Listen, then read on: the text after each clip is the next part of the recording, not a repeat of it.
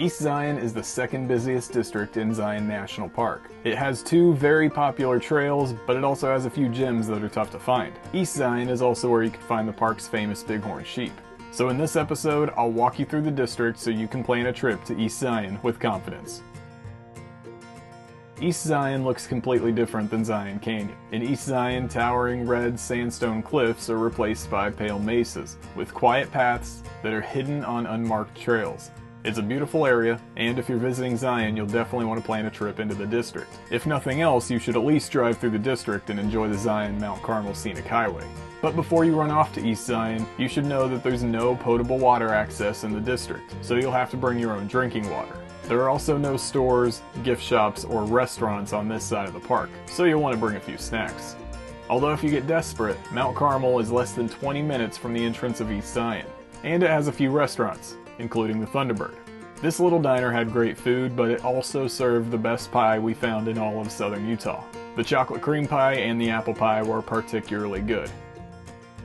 Also, if you're headed to Zion and you need some help planning your trip, I created a free Zion starter guide. This guide will answer questions about the Zion shuttles, and it'll give you strategies for parking in Zion Canyon. Plus, you'll get a quick overview of every stop in Zion Canyon. The Zion starter guide is available for free at the link in the description.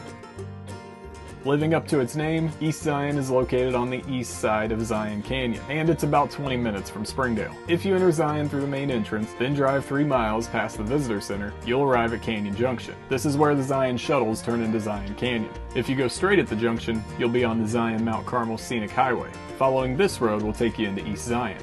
East Zion is built around this scenic highway. This is a 10-mile stretch of road that provides access to all of East Zion's trails and overlooks. The scenery is gorgeous around sunrise and sunset. There are times when it looks like something straight out of a fantasy novel, so you'll definitely want to set aside some time to drive the scenic highway while you're in Zion. The drive starts with several switchbacks that lead up the cliffs. Traffic gets slow here, but the views are great. At the top of the switchbacks, you'll find the Zion-Mount Carmel Tunnel. This tunnel was finished in 1930, and it's a mile long. But it wasn't made to be used by bigger, modern motorhomes. Rangers will stop traffic for oversized vehicles between 8 a.m. and 4:30 p.m. I'm not exaggerating when I say I've been stuck here for more than an hour, just waiting in traffic. This is set to change in 2026. But until then, you'll want to watch when you pass through the tunnel. The worst hours seem to be from 11 a.m. to 2 p.m., but it varies, so don't pass through the tunnel during peak hours unless you have to.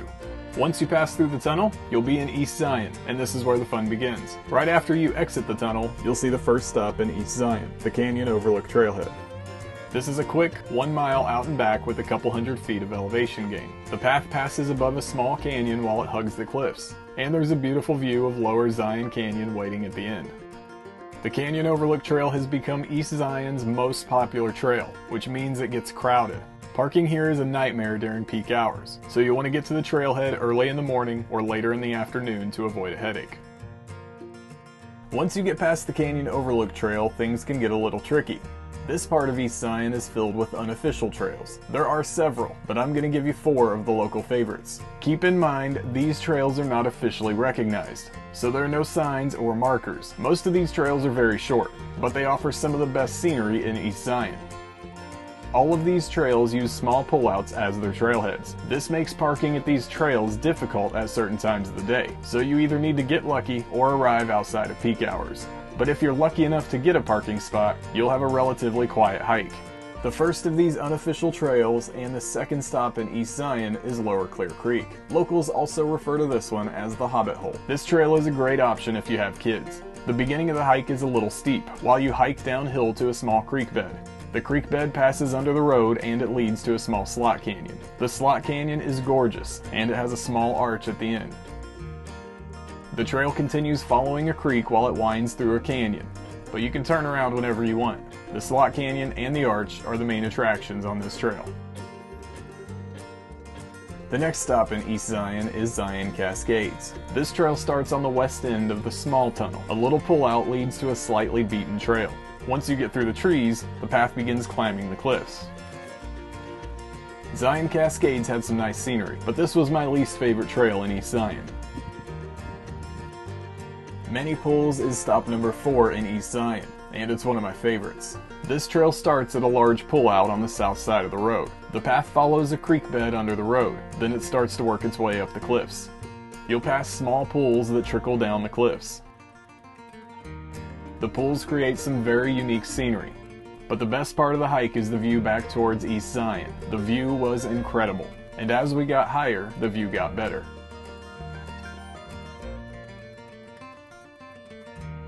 The final unofficial trail in East Zion is Petroglyph Pools.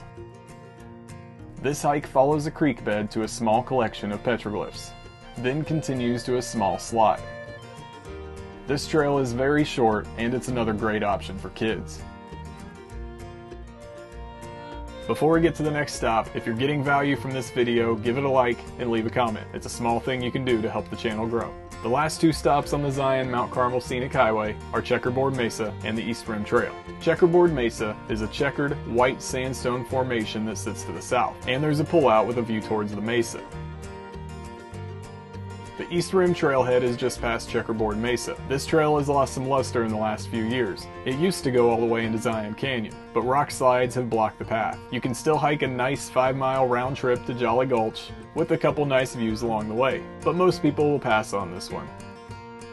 There's still one more big trail, but before we get to that, we have to address some of Zion's most popular residents, the Bighorn Sheep. If you're looking for Bighorn Sheep, you'll want to pay close attention between the Canyon Overlook Trail and Checkerboard Mesa. You'll want to watch the cliffs and even the road, because they will stop traffic. But finding the Bighorn Sheep is always a fun experience. They're normally on the move a couple hours before sunset, so that's the best time to spot them.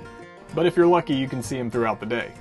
Also, if you visit during the spring, finding Bighorn Sheep should be a priority, because early spring is the heart of lambing season. You can see bighorn babies learning the ropes as they jump from cliff to cliff, and they are adorable. The final stop in East Zion requires you to leave the park, so you can reach Observation Point.